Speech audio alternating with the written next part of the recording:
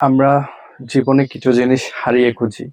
যখন হারিয়ে ফেলি সেই জিনিসগুলো আমরা খুব করে জীবনে পেতে যাই। যেমন আমরা আমাদের জীবনের গুরুত্বপূর্ণ মানুষগুলোকে হারিয়ে ফেলার পরে সেই মানুষগুলোর গুরুত্ব বুঝি। আমরা জীবনে কোনো একটা অ্যাচিভমেন্টকে হারিয়ে ফেলার পরে সেই অ্যাচিভমেন্টের গুরুত্ব বুঝি বা সেই অ্যাচিভমেন্টটা আবার খুঁজে ফিরি। রাসূল সাল্লাল্লাহু আলাইহি সাল্লামের একটা খুব সুন্দর হাদিস আছে। এই হাদিসটার যে মেসেজ সেটা যদি আমরা আমাদের জীবনে নিতে পারি আমাদের জীবনটা সহজ হয়ে যাবে। ৫টা ইভেন্ট জীবনে আসার আগে আর ৫টা ইভেন্টকে গুরুত্ব দিতে বলেছেন। প্রথম, বার্ধক্য আসার আগে যৌবনের দাম দিতে বলেছেন, যৌবনকে মূল্যায়ন করতে বলেছেন। অসুস্থতা আসার আগে সুস্থতাকে মূল্যায়ন করতে বলেছেন। দারিদ্রতা আসার আগে সম্পদকে বা ধনকে মূল্যায়ন করতে বলেছেন এবং ব্যস্ততা আসার আগে অবসরকে মূল্যায়ন করতে বলেছেন এবং মৃত্যু আসার আগে জীবনকে মূল্যায়ন করতে বলেছেন। আমরা যদি একটু বিষয়টা ভেবে দেখার চেষ্টা করি যে আমাদের যখন আমরা বয়স্ক হয়ে যাই আমাদের দাদারা বা আমাদের বাবাদেরকে দেখবেন যে অনেক আফসোস করে আর কি, যৌবন থাকতে এই বিষয়টা করে নাই, যৌবন থাকতে এই কাজটা করে নাই, শক্তি থাকতে এই কাজটা করতে পারেন নাই। কিন্তু এখন বৃদ্ধকালে আসলে তার শক্তিও কুলাচ্ছে না, শরীরও সায় দিচ্ছে না ওই কাজটা করার জন্য।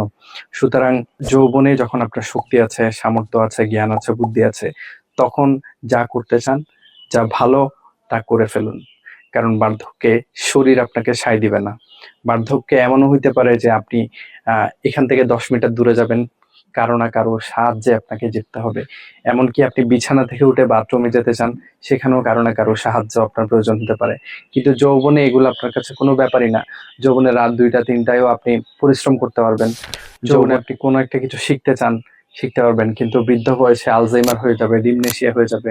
আপনি চাইলেও মনে রাখতে পারবেন না, শিখতে পারবেন না। দ্বিতীয় যে বিষয়টি বলেছিলেন, অসুস্থতা আসার আগে সুস্থতা। আমরা যখন অসুস্থ হই তখনই আসলে বুঝতে পারি সুস্থতার গুরুত্ব আমাদের জীবনে কতটুকু। আমরা যখনই অসুস্থ হই তখনই আসলে আমরা আল্লাহকে ডাকি এবং আল্লাহর কাছে সাহায্য চাই, প্রার্থনা করি আমাকে সুস্থ করে দেওয়ার জন্য। কিন্তু যখন আমি সুস্থ ছিলাম তখন কিন্তু এই বিষয়গুলো আমার কাছে খুব একটা গুরুত্বপূর্ণ ছিল না এবং আমি মনোযোগও দিতাম না যে আমি কতটা সুস্থ আছি, সেটার জন্য শুকরিয়া জ্ঞাপনও আমার করা হতো না। আমি ইভেন আমরা যখন সুস্থ থাকি তখন আশেপাশের অসুস্থ মানুষের দিকে তাকালেই বুঝতে পারি যে আমার জীবনটা কতটা ভালো। ইভেন আপনি যখন সুস্থ থাকেন বা আপনার যৌবন কালেও যখন আপনি সুস্থ থাকেন তখনই বুঝতে পারেন না, কিন্তু যখন আপনি হালকা অসুস্থ হন, দেখবেন আপনার জ্বর হয়েছে বা হালকা অ্যাক্সিডেন্ট করে আপনি ঘরবন্দি হয়ে গেছেন কয়েকদিনের জন্য, তখনই আসলে বুঝতে পারেন যে সুস্থতাটা আপনার জন্য কতটা নিয়ামত। সুতরাং অসুস্থতা আসার আগে সুস্থতাকে মূল্যায়ন করেন, অসুস্থতা আসার আগে সুস্থতার নিয়ামত আদায় করেন, শুকরিয়া আদায় করেন। এরপরে যেটা বলেছিলেন যে দারিদ্রতা আসার আগে সম্পদ বা সম্পত্তিকে মূল্যায়ন করা। আমরা আমাদের হাতে যখন টাকা পয়সা থাকে, ইভেন আমাদের সমাজে অনেক ধনী মানুষ তারা এমন ভাবে সম্পদ ব্যয় করেন যে সম্পদের ব্যয়ের খাতটা আসলে সঠিকভাবে করেন না, অনেক অযাচিত ব্যয় করেন, অনেক এমন ব্যয় করেন যে ব্যয়ের খাতটা অনুমোদিত না, ধর্মীয়ভাবে বা নৈতিকভাবে কোনোভাবে অনুমোদিত না, কিন্তু ব্যয় করেন। তার মানে ওনারা ওনাদের দারিদ্রতা আসার আগে সম্পত্তিকে বা সম্পদকে মূল্যায়ন করেন নাই। এরকমও অনেক সম্পদশালী ব্যক্তির সম্পদ নষ্ট হয়ে যেতে দেখেছি। এরকমও অনেক সম্পদশালী মানুষজনকে আমরা দেখতে পাই বা খবর শুনতে পাবেন যে এককালে প্রচুর সম্পদ ছিল কিন্তু জুয়া খেলে সব সম্পদ অপচয় করে ফেলেছেন। তার মানে উনি ওনার সম্পদকে মূল্যায়ন করেননি। যখন দারিদ্রতা এসে গেছেন তখন উনি কপাল চাপড়াচ্ছেন এবং নিজে অনেক আফসোস করছেন যে কি করেছেন, জীবনে এত সম্পদ নষ্ট করে ফেলেছেন।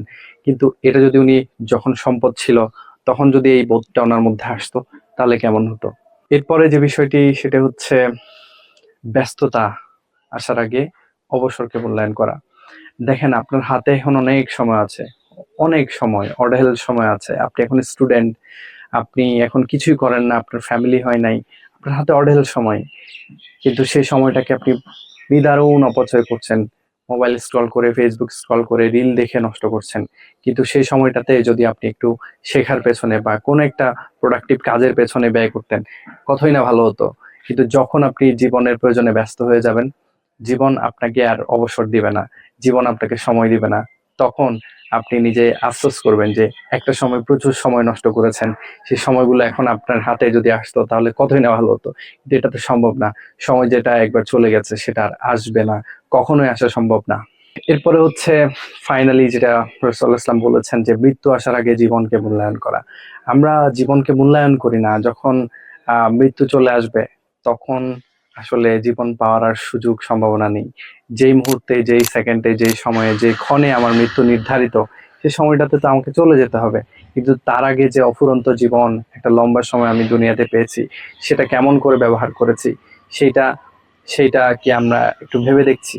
আমরা কি ভেবে দেখছি যে আমাদের কাছে মৃত্যু যখন চলে আসছে, মৃত্যু চলে আসার আগে জীবনটাকে আমি কিভাবে মূল্যায়ন করছি, কিভাবে ব্যবহার করছি, জীবনের সময়টাকে আমি আসলে সঠিকভাবে ব্যবহার করতে পেরেছি কিনা, নাকি আহ মৃত্যুর সময়টাই আমার জীবন নিয়ে আফসোস হবে?